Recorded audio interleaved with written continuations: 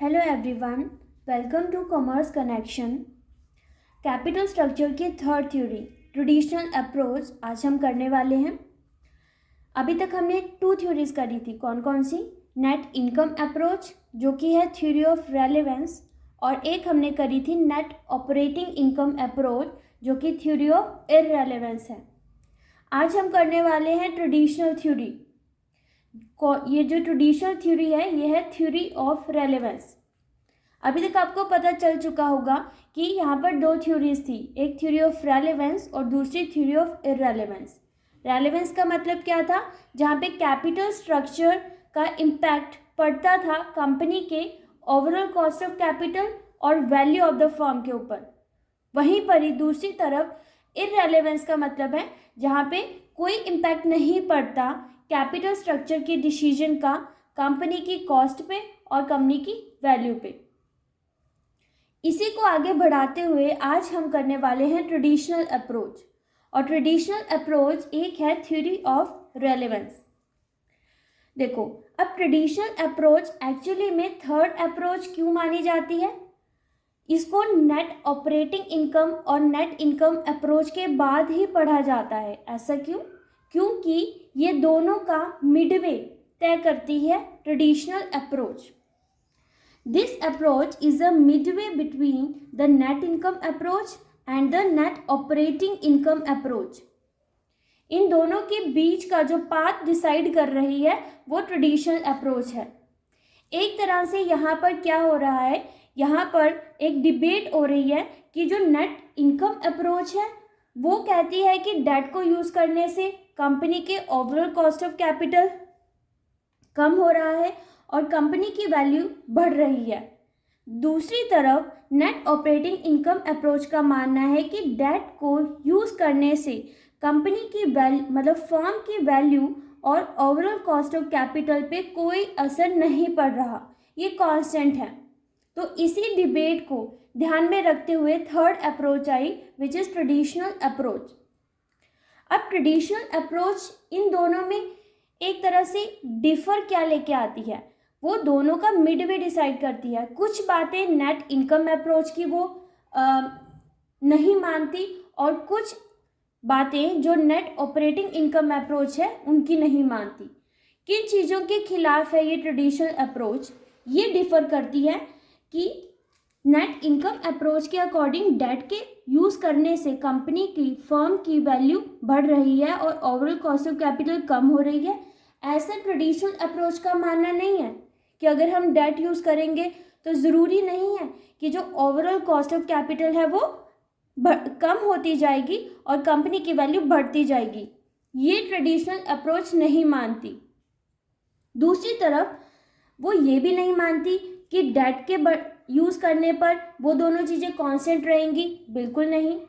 यानी कि यहाँ पर वो दोनों का ही फेवर नहीं कर रही। इन दोनों बातों के अगेंस्ट है ट्रेडिशनल अप्रोच।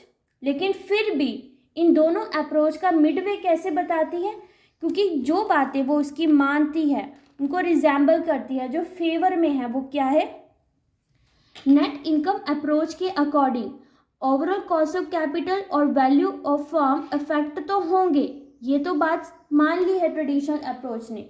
उसने ये बात मानी है कि जब भी हम कोई भी कैपिटल स्ट्रक्चर डिसीजन लेंगे उसमें ऑल्टर करेंगे, डेट का यूज़ करना, इक्विटी का कम यूज़ करना, तो ये चीज़ें इफ़ेक्ट तो करेंगी कंपनी की वैल्यू पर भी और उसके ओवरऑल कॉस्ट ऑफ कैपिटल पर भी।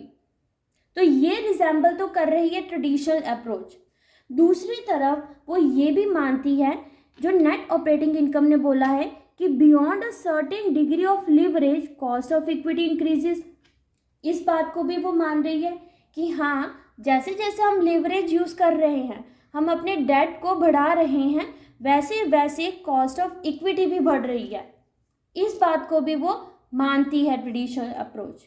और कॉस्ट ऑफ इक्विटी क्यों बढ़ रही है ये हमने बहुत ही अच्छे से नेट ऑपरेटिंग इनकम अप्रोच में कर चुके हैं। तो आपको ये थर्ड अप्रोच को देखने से पहले आप वो दोनों अप्रोचेस को देखना, आपको बहुत अच्छे से समझ आ जाएगा। तो अभी ऐसा क्यों कर रही है? ट्रेडिशनल अप्रोच दोनों की कुछ बातों को मान रही है, लेकिन कुछ बातों को वो इग्नोर भी कर रही है। तो इस अप्रोच का अगर हम क्रक्स देखें, वो कहना क्या चाहती है? इस अप्रोच के अकॉर्डिंग डेट को हमने यूज़ करना है बहुत ही जुडिशियस तरीके से, बहुत ही ध्यान से, इसका सिग्निफिकेंट यूज़ करना है जहाँ जहाँ पॉसिबल है। इसका मतलब हमें एक ऐसी लिमिट डेट की यूज़ करनी है जिससे ऑप्टिमम कैपिटल स्ट्रक्चर आए। ऑप्टिमम कैपिटल स्ट्रक्चर का क्या मतलब हुआ? ये वो स्टेज है जहाँ पर कंपनी की ओवरऑल कॉस्ट ऑफ कैपिटल तो कम आए और जो मार्केट वैल्यू ऑफ फर्म है वो बढ़ जाए। ऐसी स्टेज होनी चाहिए, ऐसी स्टेज जहाँ पर हम इतना अमाउंट डेट का यूज़ करें कि कंपनी का ओवरऑल कॉस्ट ऑफ कैपिटल तो कम हो जाए और उसकी वैल्यू बढ़ जाए। इसके साथ साथ ही जो तीसरा फैक्टर है उसको इग्नोर नहीं करना, जो कि था cost of equity. Cost of equity भी बढ़नी नहीं चाहिए, क्योंकि नेट ऑपरेटिंग इनकम अप्रोच के अकॉर्डिंग हम जितनी ज़्यादा डेट को यूज़ करेंगे हमारी कॉस्ट ऑफ इक्विटी बढ़ जाएगी, और उसका रीज़न था फाइनेंशियल रिस्क। तो इस लिमिट में हमें डेट को यूज़ करना है कि जो कॉस्ट ऑफ इक्विटी है वो भी क्या हो जाए, कम हो जाए, तभी उसे कहा जाएगा कि ये ऑप्टिमम कैपिटल स्ट्रक्चर है। और इसी चीज़ को फेवर करती है ट्रेडिशनल अप्रोच। इस अप्रोच को और अच्छे से समझने के लिए हम इसका ग्राफिकल डायग्राम करेंगे, जो सबसे इम्पॉर्टेंट चीज़ है इस अप्रोच की। इसको 3 स्टेजेस में डिवाइड कर रखा है। 3 तरीके से हमको समझना है कि किस तरीके से डेट को यूज़ कर रहे हैं और उसका इफेक्ट कंपनी के ओवरऑल कॉस्ट ऑफ कैपिटल और वैल्यू पर पड़ेगा कैसे। स्टेज 1, जब कंपनी डेट यूज़ कर रही है, ठीक है, डेट यूज़ कर रही है तो जो कॉस्ट है डेट की वो कांस्टेंट रहेगी। कांस्टेंट रहेगी क्योंकि कंपनी को उतना ही इंटरेस्ट, जो फिक्स्ड रेट ऑफ इंटरेस्ट है वो देते रहना होगा। वहीं पर ही जो ओवरऑल कॉस्ट ऑफ कैपिटल है वो कम होगी। क्यों कम होगी? क्योंकि हमें पता है कि जो फाइनेंशियल लीवरेज है जैसे जैसे हम बढ़ाएंगे वो कंपनी की ओवरऑल कॉस्ट ऑफ कैपिटल को कम करेगी, और इसको हमने प्रूव करा था नेट इनकम अप्रोच में भी। याद है आपको? अगर आपको नहीं पता है तो आप एक बार नेट इनकम अप्रोच को पहले देखेंगे, उसी से आपको पता चलेगा कि किस तरीके से जब हम डेट को यूज़ कर रहे हैं तो कंपनी का जो ओवरऑल कॉस्ट ऑफ कैपिटल है वो क्या हो रहा है, कम होगा। वहीं पर ही जो कॉस्ट ऑफ इक्विटी है वो कांस्टेंट रहेगी और बढ़ेगी भी तो ना के बराबर, ठीक है। मतलब फर्स्ट स्टेज में वो कांस्टेंट रहेगी। यहाँ पर कॉस्ट ऑफ इक्विटी और जो कॉस्ट ऑफ डेट है वो कांस्टेंट रह रही है और ओवरऑल कॉस्ट ऑफ कैपिटल क्या हो रही है, कम हो रही है।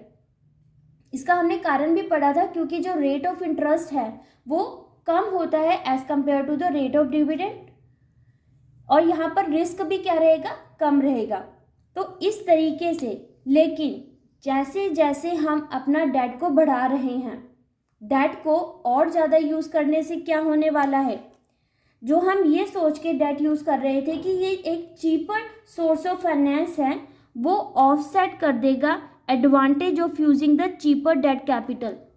ये कारण हमने पढ़ा था नेट ऑपरेटिंग इनकम अप्रोच में, ठीक है।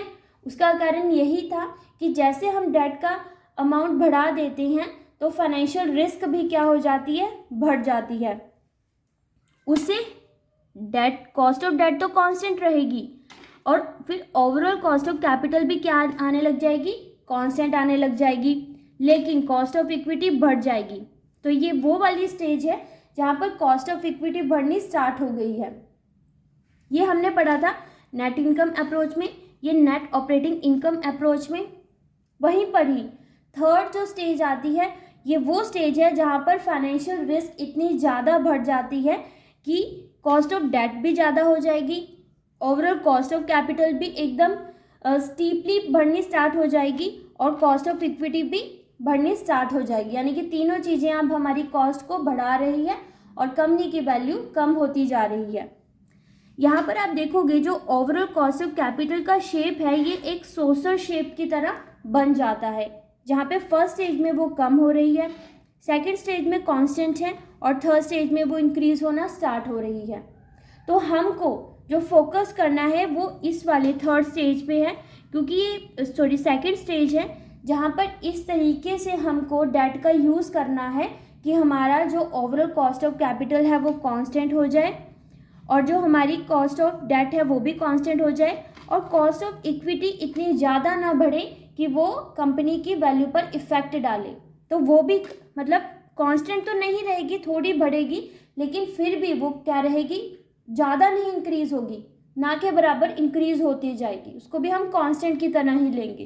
तो ये वाली जो स्टेज है सेकंड स्टेज, वो है ऑप्टिमम कैपिटल स्ट्रक्चर, जहाँ पे डेट का वो लिमिट यूज़ करना जहाँ पे कंपनी को क्या हो, बेनिफिट हो।